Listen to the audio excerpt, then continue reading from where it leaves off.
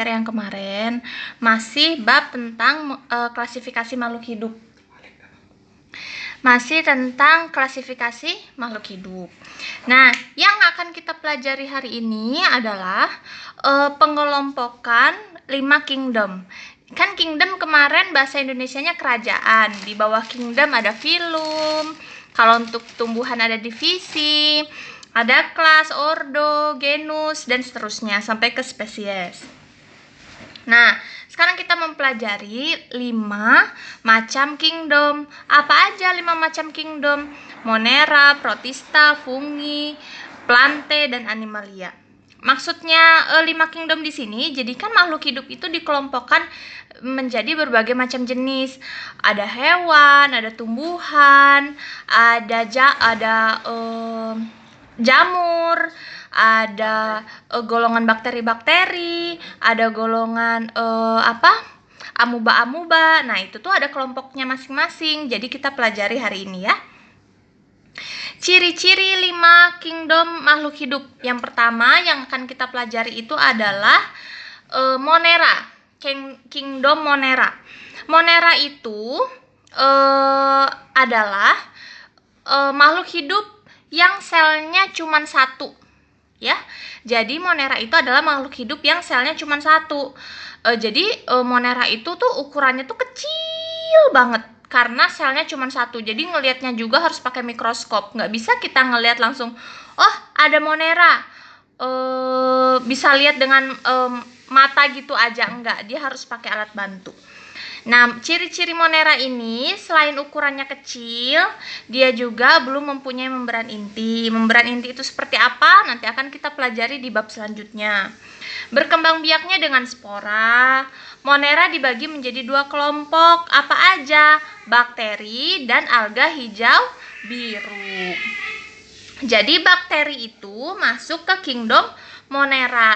Sedangkan alga hijau biru itu apa sih? Kalau kalian nggak tahu alga itu sejenis dengan rumput laut.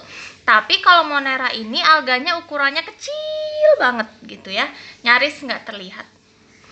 Gitu. Yang selanjutnya, yang kedua, kingdom yang kedua itu adalah protista. Protista itu apa? Protista itu adalah organisme atau suatu makhluk hidup yang selnya juga cuma 1 atau uniseluler. Jadi kalau selnya cuma 1, tadi Ibu bilang apa? Ukurannya kecil sekali, jadi harus menggunakan alat bantu seperti mikroskop.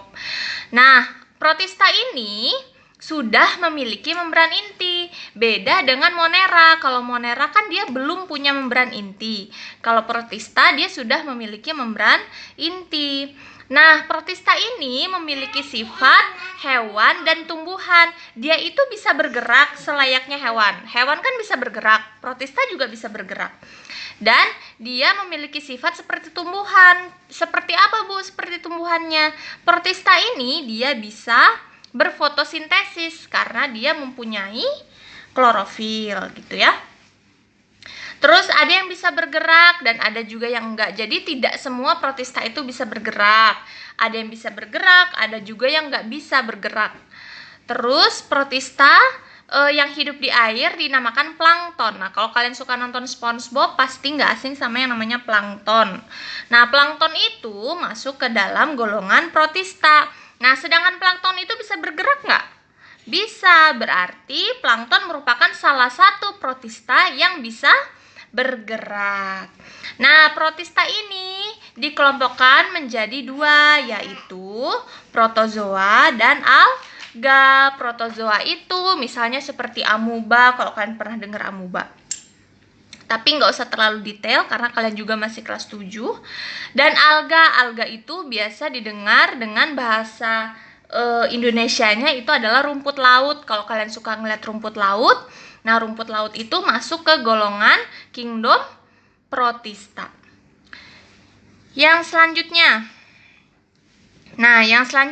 kita masuk ke kingdom fungi. Fungi itu nama bahasa Indonesianya adalah jamur. Kalau kalian sering lihat jamur, baik itu yang ada di pohon, jamur-jamur yang nempel-nempel di pohon, atau kalian suka makan jamur kancing, kalau kalian suka makan tekwan itu ada jamur kuping. Atau kalian suka lihat roti yang udah lama nggak kalian makan, itu nanti lama-lama rotinya berjamur. Nah, itu juga jamur. Nah, jamur itu merupakan organisme yang selnya banyak atau multiseluler. Nah, karena dia jamur itu karena si jamur itu selnya banyak, lebih dari satu, makanya kita bisa lihat jamur. Kamu pernah lihat di supermarket misalnya ngeliat jamur kancing, kamu lihat jamur kuping, kamu lihat jamur merang. Nah, itu kan bisa dilihat dengan mata kepala kita sendiri. Kenapa? Karena selnya banyak. Selnya lebih dari satu, makanya kita bisa lihat jamur. Jamur itu bersifat heterotrof. Kalau kalian pernah belajar di SD, heterotrof itu adalah makhluk hidup yang tidak bisa membuat makanannya sendiri. Bukan berarti nggak bisa masak, bukan. Dia tidak bisa berfotosintesis. Dia nggak bisa membuat makanan sendiri. Itu namanya heterotrof. Kenapa dia nggak bisa membuat makanan sendiri? Karena jamur tidak memiliki klorofil atau zat hijau daun. Zat hijau daun itu biasa dimiliki oleh tumbuhan-tumbuhan dedaunan. Makanya daun itu kenapa warna hijau? Karena dia mempunyai klorofil, zat hijau daun. Itulah yang membuat tumbuhan bisa berfotosintesis. Sedangkan jamur kan nggak berwarna hijau. Jamur ada yang malah tidak berwarna, ada yang warnanya putih aja, ada yang warnanya hitam, ada malah yang warnanya merah. Kalau kalian pernah lihat merah kayak payung, nah dia nggak ada yang memiliki klorofil atau berwarna hijau. Makanya jamur bersifat heterotrof atau tidak bisa membuat makanan sendiri. Nah, jamur ini hidupnya di mana? Jamur ini dia cuma mau hidupnya di tempat yang lembab.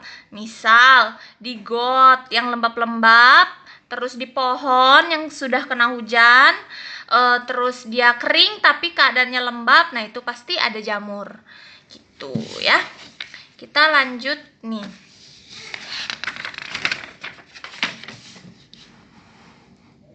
Jamur dibagi jadi 4 kelompok. Ini hanya sekedar kalian tahu dan kalian ingat. Nggak perlu misalnya kalian cari contoh-contohnya atau segala macam. Karena kalau untuk kalian mau tahu detailnya, untuk pembagian jamur ini dipelajarinya nanti di SMA ya. Nah, jamur itu dibagi menjadi 4 kelompok. Ada jamur ganggang, namanya zygomicota. Ada jamur ascomycota, ada jamur basidiomycota, dan ada jamur tidak sempurna atau nama lainnya deuteromycota. Terus yang keempat itu ada plante. Bacanya plante bukan plantae. Ya, plante ini nama Indonesianya adalah tumbuhan. Ya, tumbuhan ini dia punya klorofil, makanya kalau kalian lihat tumbuhan itu banyak mendominasi warna hijau. Kaktus warnanya hijau, daun-daunan warnanya hijau, daun pisang warnanya hijau, hampir semua warnanya hijau. Kenapa dia klorofil itu nama lainnya apa? Nama lainnya adalah zat hijau daun. Karena si tumbuhan itu punya klorofil, makanya tumbuhan itu bersifat autotrof atau bisa membuat makanannya sendiri. Dengan kata lain, tumbuhan ini bisa berfotosintesis. Kalian mungkin pernah dengar di di SD tentang fotosintesis. Nah, kenapa tumbuhan bisa fotosintesis? Karena dia punya klorofil sehingga dia bisa membuat makanan sendiri. Terus plante juga ciri-cirinya terdiri dari banyak sel. Makanya kamu bisa lihat kamu bisa lihat pohon pisang, kamu bisa lihat pohon kelapa, kamu bisa lihat bunga mawar, kamu bisa lihat kaktus, kamu bisa lihat rumput. Kenapa? Karena plante itu mempunyai banyak sel atau nama lainnya multiseluler. Selnya lebih dari satu, selnya jumlahnya ribuan, ratusan ribu, jutaan. Makanya kita bisa melihat tumbuhan tanpa dengan alat bantu seperti mikroskop. Nah, tumbuhan juga dibagi menjadi 2 kelompok. Ada tumbuhan berpembuluh dan tumbuhan tidak berpembuluh. Nah,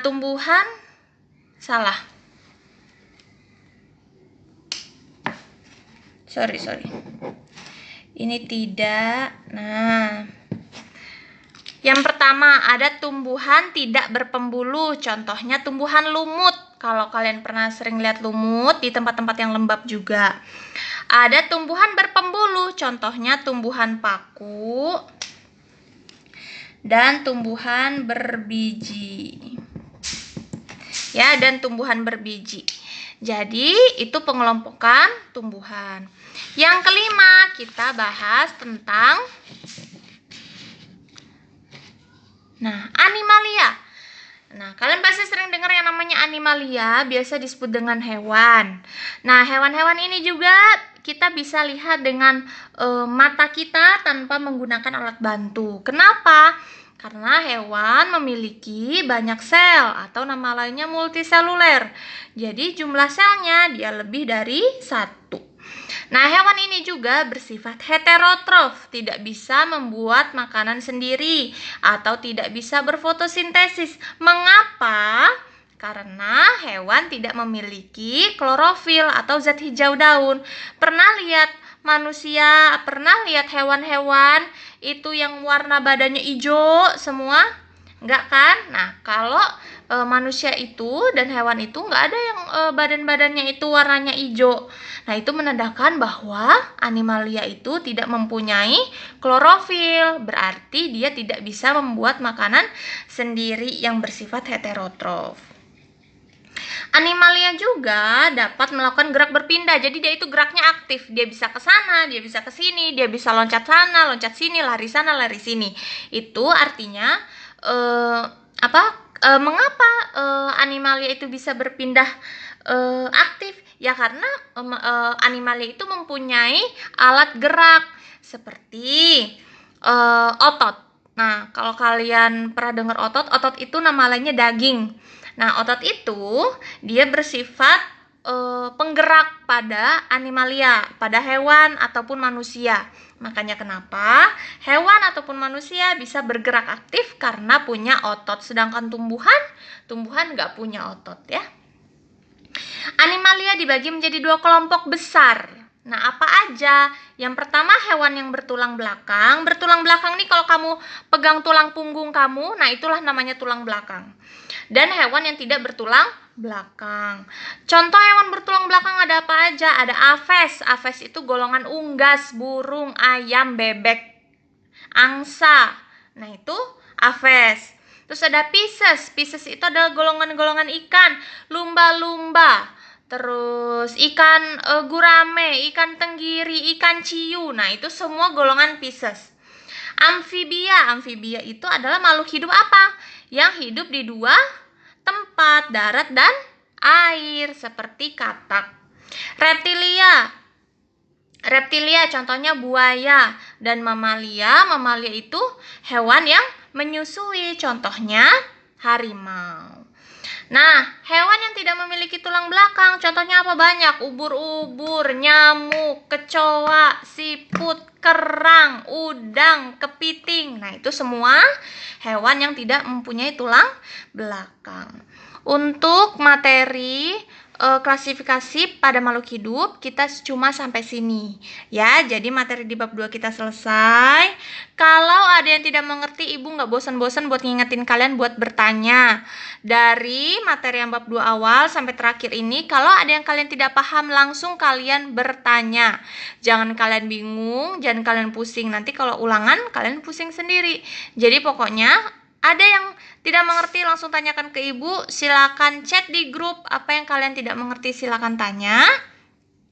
Biar nanti kalau udah waktunya ulangan kalian bisa ngerjain. Oke, terima kasih atas perhatiannya. Selamat pagi.